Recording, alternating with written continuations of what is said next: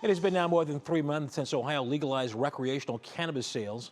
Ohio has raked in more than $100 million in sales, but a 3 News investigation reveals it's also bleeding profit to our neighbors in Michigan. 3 News investigative reporter Peter Fleischer explains where the industry is still growing and how it could look entirely different in the next year.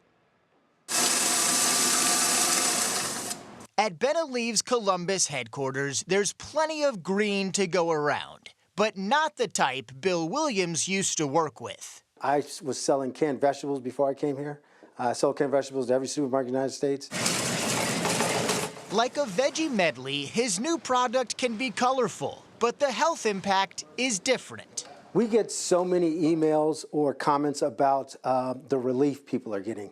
Williams co-founded the cannabis processing facility more than 5 years ago, one of a few dozen in Ohio receiving certificates of operation before recreational marijuana went on sale August 6th. On the surface, it looks like business is booming. So the last 3 months have been absolutely fantastic. But there's still room to grow. These markets do take time to ramp up. Mike Getlin is Director of Public Affairs for Nectar, a national dispensary with more than 50 stores, including one in Euclid. He claims Ohio pricing is driving customers to spend their hard-earned green across state lines. We can't expect to not hemorrhage sales to Michigan for the foreseeable future. Ohio is making tens of millions in marijuana sales every month. Let's go back to August 2023, 1 year before recreational sales. The state sold over 36 million in product. Now this August, once full adult use was allowed, more than 85 million across Ohio.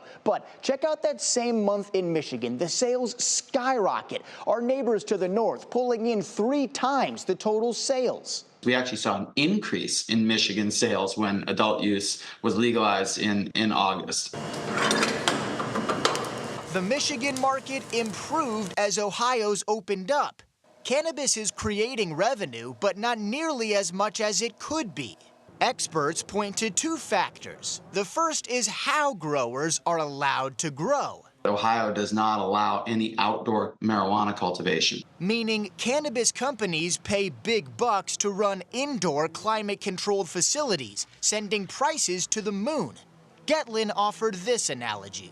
We're definitely getting the good microbrews on the shelves, but we don't have any Budweiser. We hear that constantly at the dispensary levels, that the prices aren't as good as they are in Michigan. Williams points to a second hurdle: product.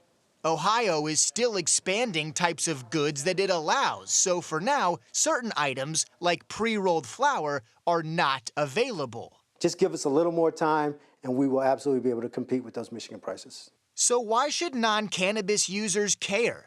The state's inefficient rollout could be costing taxpayers major money. Every sale includes a tax that goes directly toward creating jobs, funding municipal projects, and substance abuse treatment. If the state loses out on tens of millions in sales each month, that hurts everyone's wallet. I think you're really going to start to see cities not only appreciating this, but competing to draw in highline dispensaries in the future. Within the next year, Ohio lawmakers could operate and regulate the industry differently, leading to better pricing and profit. But they understand that it's here, and they understand that if we're going to do it, we're going to do it right. BeneLeaves is already seeing benefits from recreational sales. The operation is expanding, up over 30 employees and offering new inventory. When you think of that roller coaster, I feel like we're still on that climb up, and you just hear that tick, tick, ticking sound. As Ohio's approach evolves and Williams enters his 6th year in the business,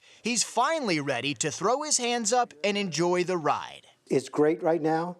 It's going to get better. For 3 News, I'm Peter Fleischer. And according to the state's Department of Commerce, Ohio has now sold more than $2.1 billion worth of marijuana since the start of medical marijuana sales back in January 2019.